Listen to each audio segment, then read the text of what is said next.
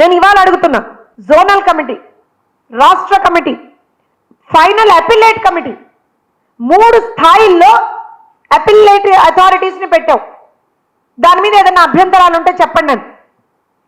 మొత్తం వచ్చినటువంటి ఫిర్యాదులు 33,830.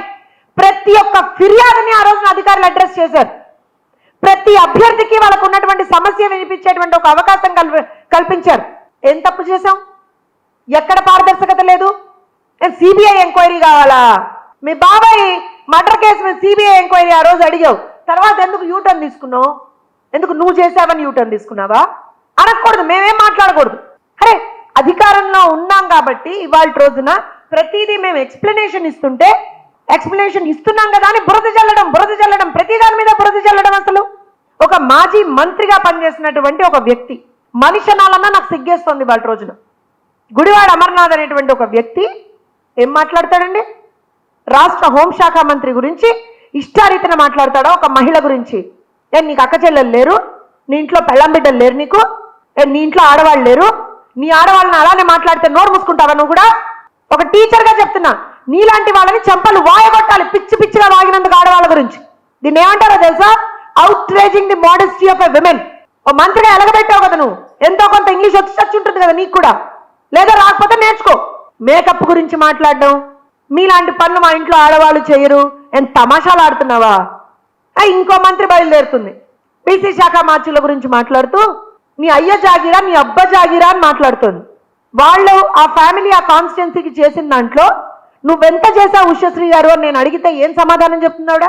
మీ పార్టీ వాళ్ళు మీరు అధికారంలో ఉన్నప్పుడు పేదవాడికి పట్టెడు అన్నం పెట్టేటువంటి అన్నా క్యాంటీన్లని అన్యాయంగా, అక్రమంగా, దుర్మార్గంగా కూల్చేస్తే తన సొంత డబ్బులు పెట్టి 1000 రోజుల పైన అన్నా క్యాంటీన్ నడిపినటువంటి ఘనత సవితమ్మది. ఏ రోజునన్నా ఒక్కరికన్నా పట్టెడన్నం పెట్టావా ఉషశ్రీ? నువ్వు సవితమ్మ గురించి మాట్లాడుతున్నావు. ఎవ్రీ సింగిల్ డే వీళ్ళు చేసేది ఏంటి అంటే ఇదే. దానికి తోడు మళ్ళీ మేము వచ్చేస్తాం. మొన్నే ఒప్పుకున్నాడు, నాది కాక్రోచ్, నేను కాక్రోచ్ అన్నాడు. సరే, మా ఎమ్మెల్సీ గారు శ్రీకాంత్ గారు చాలా బ్రహ్మాండంగా చెప్పారు, నువ్వు కాక్రోచ్ కాబట్టే ప్రజలు హిట్ వేసి నిన్ను తీసి అవతల బారేశారని చెప్పారు. నేను ఆ మాట కూడా అన్నట్లే. ఇంకా కాక్రోచెస్ ఎక్కడ కనపడ్డా చంపి అవతల బారేస్తాం. కాక్రోచెస్ ఎక్కడ కనపడ్డా చంపి అవతల బారేస్తాం మన ఇంట్లో. ఎందుకంటే దానివల్ల రోగాలు వస్తాయి. లిటరల్గా ఇవాళ రోజున ఆంధ్రప్రదేశ్ రాష్ట్రానికి ఒక రోగంలాగా తయారైంది ఈ పార్టీ. వాళ్ళ ప్రభుత్వం ఉన్నప్పుడు ఏ రోజున ఒక ఉద్యోగ నోటిఫికేషన్ ఇచ్చినటువంటి దాఖలాలు సరిగ్గా లేవు. చేసినటువంటి లాస్ట్లో చేసినటువంటి గ్రూప్ 1 కూడా ఏ రకంగా చేశాడో అందరికీ తెలుసు. ప్రైవేట్ సంస్థల్ని రానివ్వలేదు, వచ్చిన సంస్థల్ని రాష్ట్రం నుంచి వెళ్ళగొట్టేశారు. యువతని మద్యానికి బానిసగా చేశారు, గంజాయికి బానిసగా చేశారు. సరే, ఇప్పుడు ఫైనల్గా నేను మాట చెప్తా. అందరూ ఆలోచిస్తున్నారు, ప్రజలు కూడా చాలామంది ఆలోచిస్తున్నారు, ఏమొచ్చి చచ్చింది జగన్మోహన్ రెడ్డి అండ్ బ్యాచ్కి? అయిపోయింది సంవత్సరం తర్వాత ఇప్పుడెందుకు ఈ డిఎస్సి తీసుకొచ్చాడు, ఇప్పుడెందుకు డిఎస్సి తీసుకొచ్చాడు? పేపర్ లీక్ అన్నావు కదా, మరి ఆ రోజున ఏం చేసావు? ఈ అభ్యర్థులందరూ ఆ రోజున నువ్వు చూపించే ఈ అభ్యర్థులందరూ ఆ రోజు ఏం చేశారు? ఆ రోజు కనపడలేదా మీకు? కళ్ళ గంతలు కట్టుకున్నారా? అయితే వినపడలేదా మీకు? చెవుల్లో సీసాలు పోసుకున్నారా? ఇవాళ ఎందుకు తీశాడు ఇది అని అంటే, మద్యం కుంభకోణంలో జగన్మోహన్ రెడ్డి అండ్ బ్యాచ్ చేసినటువంటి ఆ కుంభకోణం బయటపడింది కాబట్టి 3,500 కోట్లు జగన్మోహన్ రెడ్డి అండ్ బ్యాచ్ దున్నపోతుల్లాగా, పందికొక్కుల్లాగా 30,000 మంది ప్రాణాలు హరించి దొబ్బింది 3,500 కోట్లు. జగన్మోహన్ రెడ్డి పిఏకే, జగన్ వదిలేయండి, జగన్మోహన్ రెడ్డి పిఏ ఆర్జించిందే 1,500 కోట్లు.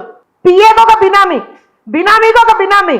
అరే వా, ఏం అసలు ఏం సిస్టమ్, ఏమంటారంటే ఆ స్టెప్ వైజ్ ఏం మెయింటైన్ చేసావయ్యా జగన్మోహన్ రెడ్డి నువ్వు? అసలు నీకు అసలు అవార్డు ఇవ్వచ్చా జగన్మోహన్ రెడ్డి?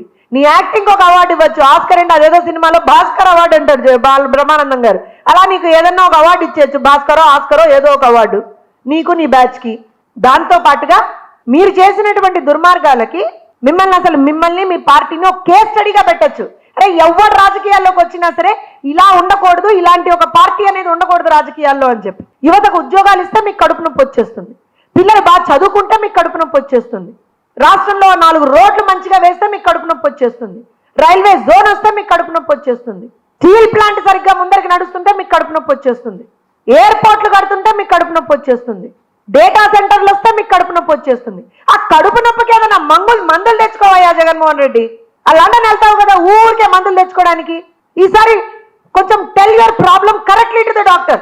డాక్టర్ దగ్గర, వేరే వాళ్ళ దగ్గర, ఏమంటారంటే లాయర్ల దగ్గర ఏది హైడ్ చేయకూడదుట.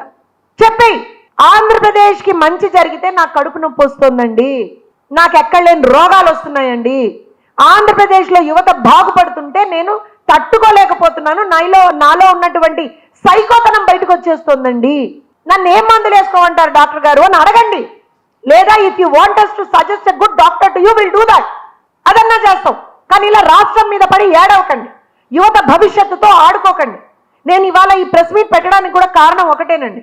1 year అయిపోయింది, బ్రహ్మాండంగా ఉద్యోగం చేసుకుంటున్నటువంటి టీచర్ల గురించి వాళ్ళ రోజున ఇంత నిర్లజ్జగా నిస్సిగ్గుగా మాట్లాడుతున్నటువంటి వీళ్ళని మనం ఇప్పటికి కూడా ఎక్స్పోజ్ చేయకపోతే చాలా చాలా చాలా రాష్ట్రానికి అన్యాయం చేసినటువంటి వాళ్ళు. ఒక టీచర్గా ఇది నా బాధ. పిల్లలు హ్యాపీగా చదువుకుంటున్నారు, వాళ్ళకి చదువు చెప్తున్నారు. ఇవాళ స్కూల్ రీఓపెన్ చేస్తే ఎంత బ్రహ్మాండంగా ఆ రీఓపెన్ అయిన తర్వాత పిల్లలు ఆ స్కూళ్ళకి ఎంత ఎంతూజియాజంతో వెళ్తున్నారు అనేటువంటిది మీడియా మిత్రులు మీ అందరి దగ్గర కూడా వీడియోలు ఉన్నాయి. లోకేష్ గారు తన నియోజకవర్గానికి చెందినటువంటి మంగళగిరిలో ఒక స్కూల్ని ఎంత బ్రహ్మాండంగా, ఒక ప్రైవేట్ స్కూల్ కంటా బాగా ధీటుగా అక్కడ సౌకర్యాలను కల్పిస్తూ ముందరికెళ్లారు. అంత అత్యద్భుతంగా చేశారు. ఏం జగన్మోహన్ రెడ్డి, కాన్స్టిట్యున్సీని రిప్రజెంట్ చేస్తావు కదయ్యా, ఏ రోజునన్నా ఆ కాన్స్టిట్యున్సీలో నువ్వు ఏదన్నా ఒక్క మంచి ప్రోగ్రామ్ అన్నా చేసావా? మీ నాన్న పేరు మీద ఏదో కట్టడం తప్పించి. ఇవన్నీ కాదు, మీకు డిఎస్సిలో అక్రమాలు జరిగాయి అనేటువంటి ఆరోపణ ఉంది కదా, కోర్టుకు వెళ్ళండి ఆ కోర్టుకి. మీరు చెప్పేది నిజమైతే కోర్టుకు వెళ్ళండి. వెళ్ళారు కదా అంతకు ముందర, అసలు కండక్టే చేయకూడదని వెళ్తే కోర్టు మీకు పెడా పెడా పెడా పెడా లెంపలు వాయించి మరీ పంపించింది కదా. మీరు నిజం మాట్లాడుతూనే వెళ్ళండి మళ్ళీ కోర్టుకి, లేదా రండి అసెంబ్లీకి రండి. విద్యాశాఖ మంత్రులు నారా లోకేష్ గారు మీకు ఆధారాలతో సహా చూపిస్తారు. ఏం జగన్మోహన్ రెడ్డి గారు దమ్ముందా మీకు అసెంబ్లీకి వచ్చేయడానికి? ఇదే ఉండవు. ఫ్లైట్ ఛార్జీలు పెట్టుకుని ఆ బెంగళూరు నుంచి రావాలా, కూర్చోవాలా, ఓ 4 వేసుకొని ప్రెస్ మీట్ పెట్టాలా, బురద చల్లాలా, మళ్ళీ వెంటనే ఫ్లైట్ వేసుకుని వెళ్ళిపోవాలి. ఇది నువ్వు చేసేటువంటిది. రాష్ట్రానికి మంచి చేయగలిగితే చెయ్యి, లేకపోతే జరుగుతున్నటువంటి మంచిని అప్రిషియేట్ చెయ్యి. అది కూడా నీకు ఇష్టం లేకపోతే సరే ఏదో ఒకటి ప్రజలకి మంచి జరుగుతుంది కదా అని చెప్పి నోరు మూసుకొనన్నా కూర్చోండి. ప్రజలకు అన్యాయం చేద్దామని చూస్తే మాత్రం ప్రభుత్వం ఊరుకోదు, తెలుగుదేశం పార్టీ శ్రేణులు ఎవ్వరూ కూడా ఊరుకోదు. టీచర్లని మీరు అవమానించారు, మద్యం షాపుల దగ్గర టీచర్లను కాపలా పెట్టారు, మీరు టీచర్లతో టాయిలెట్లు కడిగించారు. మేము ఇవాళ టీచర్లకు అత్యద్భుతమైనటువంటి ఒక అవకాశాన్ని కల్పించి వాళ్ళకి అత్యంత గౌరవం ఇస్తున్నాం. గురువుని గౌరవించేటువంటి సాంప్రదాయం నీకు లేదు జగన్మోహన్ రెడ్డి, మాకుంది, మా ప్రభుత్వానికి ఉంది. అందుకే చెప్తున్నాం, చిత్తశుద్ధితో పనిచేస్తున్నాం. చిత్తశుద్ధితో పనిచేసి డిఎస్సి పారదర్శకంగా నిర్వహించి 16,347 మందికి మేము ఇవాళ రోజున ఉద్యోగాలు ఇచ్చాం. వాళ్ళు అత్యద్భుతంగా పర్ఫామ్ చేసి పిల్లలకి రిజల్ట్స్ తెప్పించారు. వాళ్ళ జోలికి వస్తే మాత్రం ఊరుకునేటువంటి ప్రసక్తి లేదు. అర్థం చేసుకోవాలి. మీడియా మిత్రులందరూ కూడా విన్నవించుకుంటున్నాం, అతను చేసేటువంటి ఈ ఫాల్స్ ప్రొపగాండా, ఫేక్ ప్రచారాన్ని దయచేసి మేము ఇచ్చినటువంటి ప్రతి ఆధారంతో మీరు కూడా తిప్పికొట్టాలని చెప్పి రాష్ట్ర హితం కోసం మేము మిమ్మల్ని కోరుకుంటున్నాం.